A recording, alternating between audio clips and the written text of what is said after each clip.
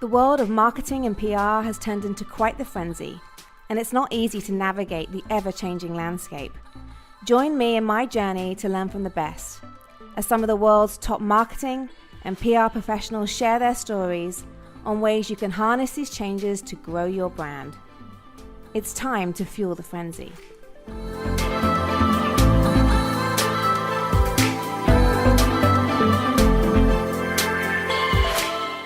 Hi, and welcome to the Fuel the Frenzy podcast. Thank you to our listeners and to our watchers for joining. It's going to be another very exciting podcast. We have so much to share with you today. So let me move ahead and introduce Michael Barber. Michael, welcome to Fuel the Frenzy. Hi, Sarah. Thanks so much for having me. I'm really happy to be here today. Fantastic. We are delighted to have you, especially when you're about to kick off a month round the world trip just about. So you're going to be very busy. The fact that you could fit us in, we're very grateful for that, Michael. So can you just start off and just give a little bit of background, Michael, to yourself and your company, Barber&Hewitt? I'd love to hear more about that. Absolutely. So Barber&Hewitt is a strategy and planning consultancy. We largely work with B2B and B2C brands that are usually in the 5 to about 150 million in revenue range. We help them focus on answering really thorny or sticky questions. So that's largely where we spend a lot of our times, is working through a lot of those tough questions that they're facing as marketing teams and or as customer experience teams. Okay, very good. And you're the owner of that company, is that correct? I am, yeah. We'll be going into our third year. I was lucky enough 13, 14 years ago to step out and work for a gentleman named Jay Baer, who is one of the biggest thought leaders in the digital marketing industry, and was just really lucky to be in the right place at the right time, working with several of the sort of the country's best agencies over the past decade. And then 3 years ago, decided it was time, after everyone saying, hey, you should really be doing this on your own or starting your own thing. When are we going to get to work with you and your team? I said, okay, well, if I'm going to do it, now's the time to do it. So we started Barber&Hewitt in January of 2015, and it's been an incredible ride since then. Congratulations. I know what it takes to grow a company, so good on you for taking that leap, because it takes a lot of guts to do it, and it's not for the faint-hearted, is it, being an entrepreneur? It is not, no. I grew up in an entrepreneurial family, and it is definitely not for the faint-hearted. No. So it is a roller coaster, but one worth going on the ride for. I agree. So Michael, my team for Media Frenzy were at one of the social media events in Atlanta and came back. They couldn't say enough great things about the presentation you gave. I think the fact that it had Beyonce in it helped, because we're big Beyonce fans. But that presentation has so many great nuggets of information, which I think is going to really help our audience today. So can you kind of just take us through it, and let's tell some of the stories which you told in that presentation, and I think that'd be really helpful. Absolutely. So it's framed around this idea of Beyonce because I think any marketer or PR practitioner or anybody that's in this business for a while has gone to hundreds of conferences, and they largely say the same things over and over again. And I think after sitting in those audiences for so many years, I try and bring some lightheartedness to any of the presentations, a little bit of entertainment, and who better to do that for anyone is Beyonce, because she is, as they say, the queen bee. She is a queen of entertainment. And so the presentation is really surrounded about pointing out some of these obvious things that companies and individuals do wrong, whether it's with their products, how they're designed, whether it's with experiences, what's happening in store or on your app or your website, or what's happening through marketing experiences like advertising or content. So we set up the presentation with all these sort of quirky, funny, and really terrible examples of what companies are doing. And then we use Beyonce, we use things like her gifts, we use her music, her lyrics to really bring some marketing lessons to the fold that can be applied whenever you're thinking about new products or new marketing experiences or new ads or anything that you really do inside of your business. So her songs provide a framework for the way companies can think about any of those parts and pieces that they may be ideating about or thinking about doing in the marketplace. So do you always use the Beyonce framework? Is that that's part of the way you guys do it? It's certainly become an interesting little caveat. So I was thinking about what presentation I wanted to do over the next year or so. Lemonade had just come out, her latest album, and I thought this is a really interesting way to think about different lessons and how we could try and tie what was happening in sort of pop culture to something that's happening inside of a social media or marketing conference. And it's really kind of taken on a life of its own. So our clients now will often, we will come back with a recommendation, and we've had multiple clients say, oh, that's like the sleigh example that you showed in your presentation that we went to, or that's deja vu. And it's become almost its own being, if you will. But because it's largely trademarked, we can't really officially make a framework out of it. No. It's just a really interesting and fun way to think about, whether you're sitting in a meeting and discussing that next campaign, or whether you're thinking about what is this new product that we're putting out and are we making the right decisions as a product team. It's just a really simple framework to think about all of those parts and pieces that go on inside, small mom and pop businesses all the way through enterprise level organizations. Right. So can you give me some examples of how you've used that framework for a particular customer? Absolutely. So one of the examples that happens all the time, even in our day-to-day lives and that we've used with customers, is something as simple as your email address that people reply to from your campaigns, from your email marketing campaigns. So we point out one of the more obvious, I think, areas where companies that say that they're all about customer experience, that say they're engaged, that are following and having conversations in all of these different channels, kind of fall flat on their face when it comes to email, and that is the do not reply at email address. You see this all the time. Yeah. You get an email from any one of the airlines or one of the retailers that you're following, and it says do not reply.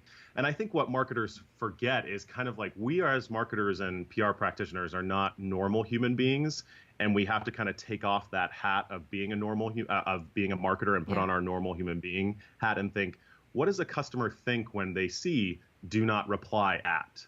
It essentially means we don't want to listen to you. We have no interest in replying. And so one of the lessons that we use is be close to us, because Beyonce likes to use different songs and different memes, and she shares so much of her life via social media. And we use that lesson of being close to us as just be friendly, right? We want people to be as personable as possible, even in our marketing communications, from as simple as that email address all the way through the conversations that we may be having over a customer service phone line, or through an app, or on Twitter or Facebook. So it's just the little things that we see these companies get wrong occasionally that can really help turn the tides. Because what goes through a normal human being's head is do not reply is you immediately give that customer, that end feeling, user, isn't it? a negative feeling, right? And it's just one simple little tactic that people can change. And I have tried to reply to a do not reply just to see what happens, and and then they tell you no one's monitoring this email address. So it's no one's monitoring it. It's very strange. And it's shocking to me. It's shocking to me because the example that I use is from some of an old client of mine, Starwood Hotels.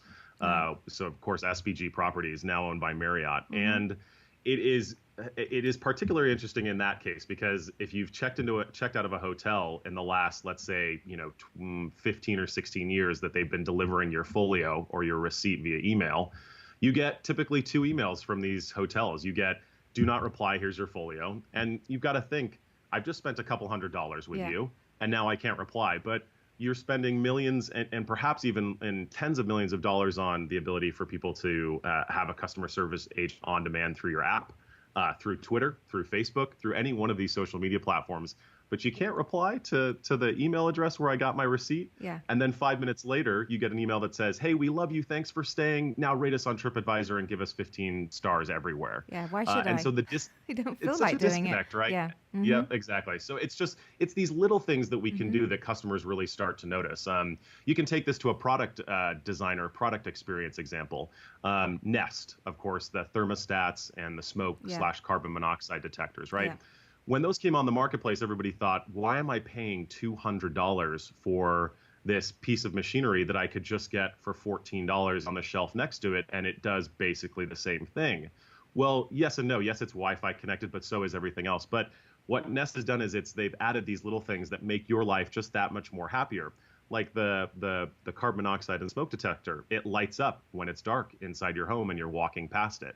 It's those little things where people start to reinforce this behavior of, I will spend a little bit more, or I will choose that brand if I feel like I'm getting more for that investment and I feel like they're close or friendly to me. And so those little things, right, that companies could be doing to just add a little feature can drive a huge amount of opportunity for them to charge more for things, and just make people feel better when they're spending that kind of money for whether it's a hotel or, staying in a hotel, staying in a hotel, or whether it's that, do not reply at email address. It's just those those small nuances which help. make a real difference to that, the customer experience. And whether we know it or not, I do think it's leaving some negative connotations with us. But I think many people just think, well, that's how it is, and they don't challenge it. But we should challenge it. We should expect better, shouldn't we?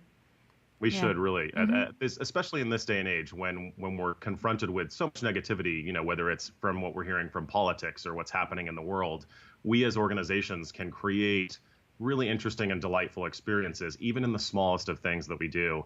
And that's really part of the lesson that comes out of this Beyonce presentation is that you don't have to be the best thing in the world. You don't have to have the best product. You don't have to have, you don't have to do the best marketing experience or the best campaign, but you can do the best of what you've got at your disposal, right? Just doing the little things, whether it's the do not reply ad or whether it's having a better Facebook ad that loads faster, right? It's just these little tweaks that we can be doing that will make a world of difference to our customers, to the normal human beings in the world. Talk about Deja Vu for me. I love the Deja Vu song by Beyonce, and then I love the meaning you put behind Deja Vu when it comes to marketing strategies. Can you share that with us? Absolutely. So, of course, one of Beyonce's most popular songs is Deja Vu. And we talk about this idea of giving the same experience day in and day out. So you can go into a bunch of presentations on marketing or customer experience, and everybody will say, give them surprise and delight. And I say, yes, give them surprise and delight, right? But customers come to expect the same experience when they become that advocate, when they are doing repeat business with you. They don't want massive surprises. They want to be, and if you are going to surprise them, then lead them down the path of that least path of resistance to take the action that you would like them to do. So this idea around Deja Vu is that we want to ensure that all the touch points that we have as brands are consistent. So when someone's walking into one of our retail locations, do our customer service agents and our customer service team, do they speak the same language? Do they use the same terms? Is the excuse and or reason given for things either happening or not happening with an account or with a particular product the same that's given across the organization, right?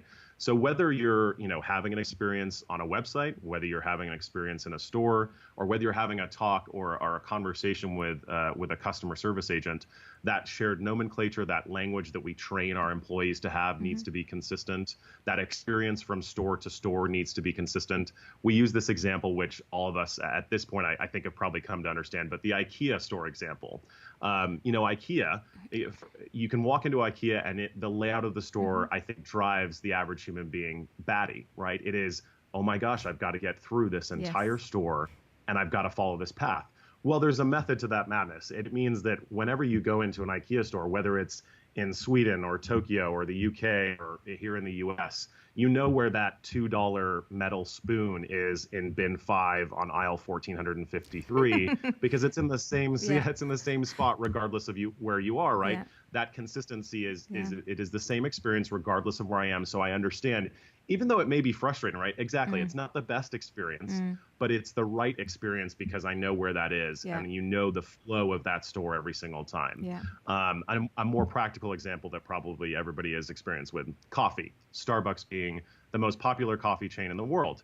Now, arguably, if you live in any major city, you can get better coffee at probably hundreds of different locations. But I could have the same Pike's Place blend in any location across the world in Starbucks, and I know I'm going to taste the same coffee wherever I go, right? It's that consistent brand experience that happens regardless if it's a product, whether it's a store, whether it's the conversation with that customer service agent. So I don't feel like I'm lost in that experience with your brand. Yeah, some great points. Consistency of message, consistency of experience, but then there's brands which take it too far.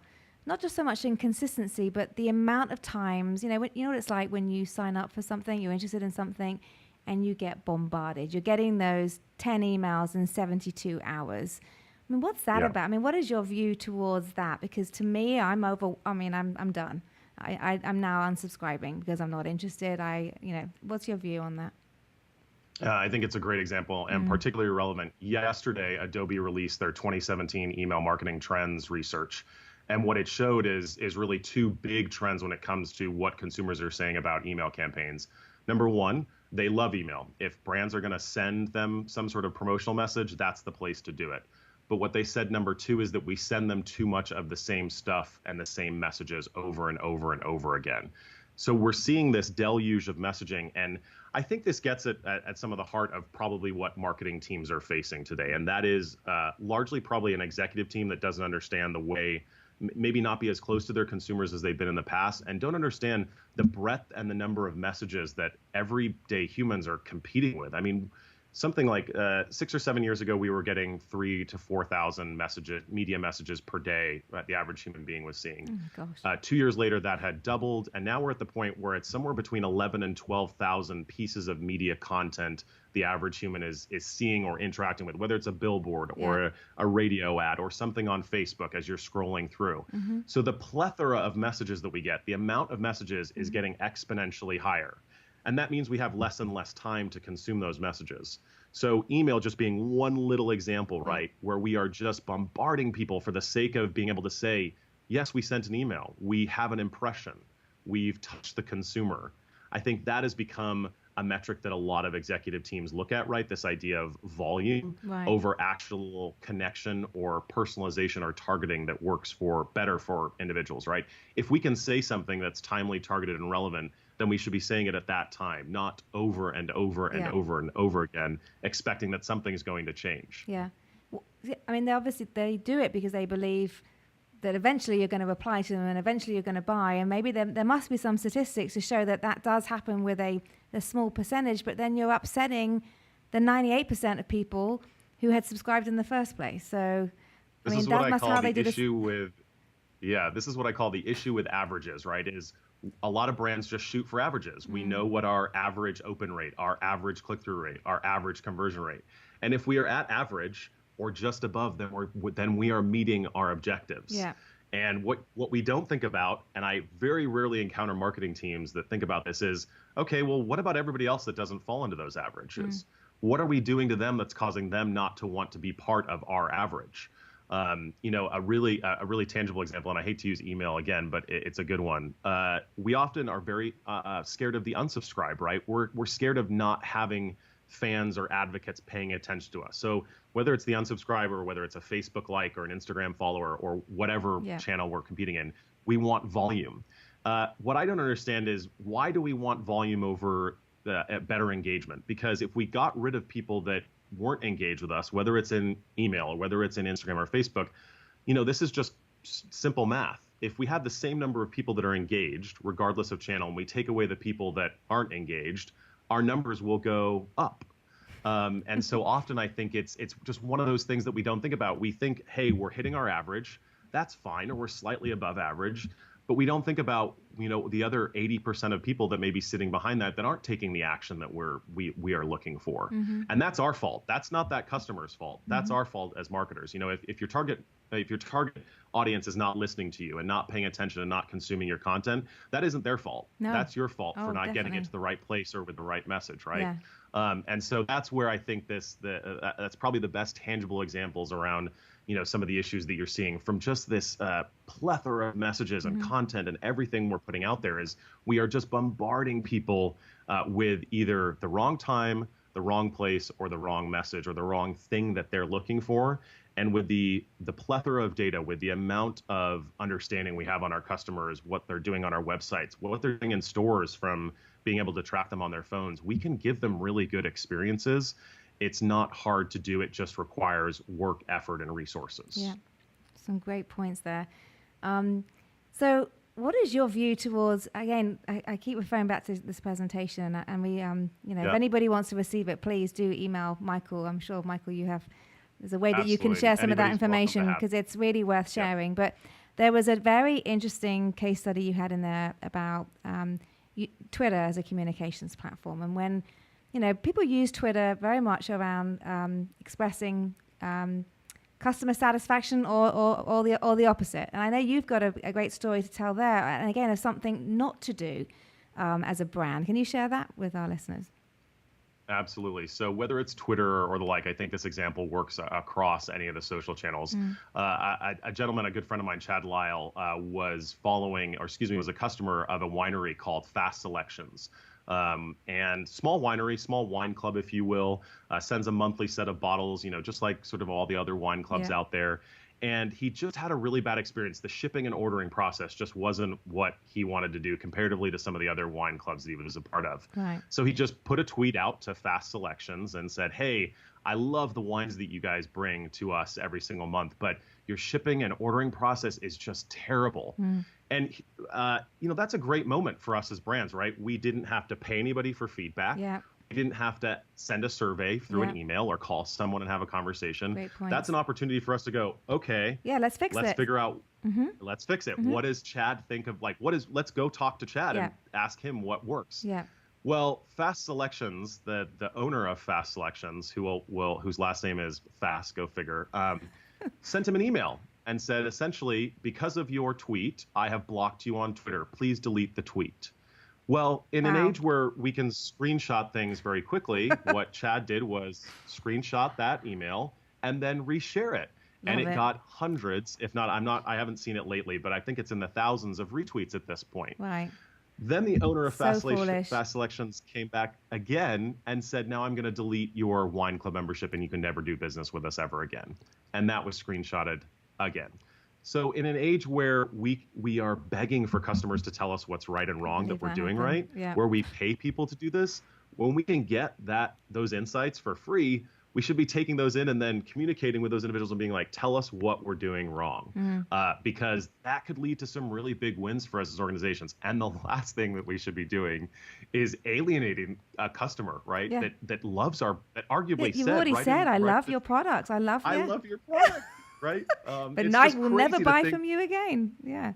Exactly. It is crazy to think we would do that. So I think what social today, I think, whether you're a lot of, for lack of a better term, these thought leaders that are out there, I am not a social media expert. Certainly we do a lot of strategic initiatives around it, but I don't consider myself that. But what I know is that social is shifting largely into a customer service role, right? Yes. And being able to listen to that customer more than it is, if you will, a lead generation role like it had been in the past.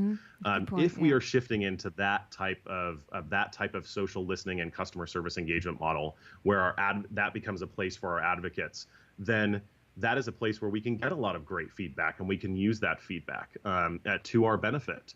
And we certainly can't alienate people when literally it takes 2 clicks on any smartphone for someone to take that screenshot and go, here, look what this company just did to me.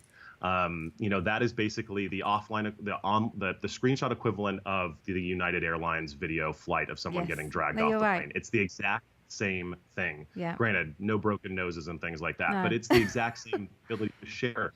And if we can do that, we've got to make sure we're doing a better job when we've got those opportunities with customers telling us, hey, this is how you could make me a better customer, how you can make me buy more from you. Yeah. I mean, there's so many examples you have, which I think so many brands can learn from. And like you say, it's making the small changes. These aren't, a lot of these big brands or even small companies, they got a lot of great processes, they got great products, but they're just missing the little pieces in between to really create that phenomenal customer experience. And it takes someone like you, Michael, to kind of be able to show them the missing opportunity and build that for them. And does your company actually do the implementation, or is it very strategic? We largely play in the strategic level. Okay. We do work with a couple of our core and long-term clients that we've been engaged with, but we really work in that strategic level of let's point out these issues for you and give you some ideas on how to solve them, and then you're better at solving that either with an internal team or with someone that's an expert in doing that. Yeah, makes sense. Well, Michael, the conversation has been very valuable. Yeah, I've learned a few things since reading your presentation and talking with you today. If our listeners want to get in touch with you, what is the best way for them to reach you? Best way to reach me is at Michael J. Barber, pretty much everywhere online. And you can also visit barber&hewitt.com if you'd like to learn more about us. And I'm sure, Sarah and your team, you'll share the link. I can make sure that they've got the URL for the Beyonce presentation so that they can download it and take a look at it. Yeah, we definitely need to share that. So this has been fantastic. I want to wish you well on your forthcoming trips over to Europe, my homeland. So I miss it right now. I'm feeling the need to get back. So enjoy your time there, and thank you for joining us. Thank you so much. It was a great pleasure to be here today. Great.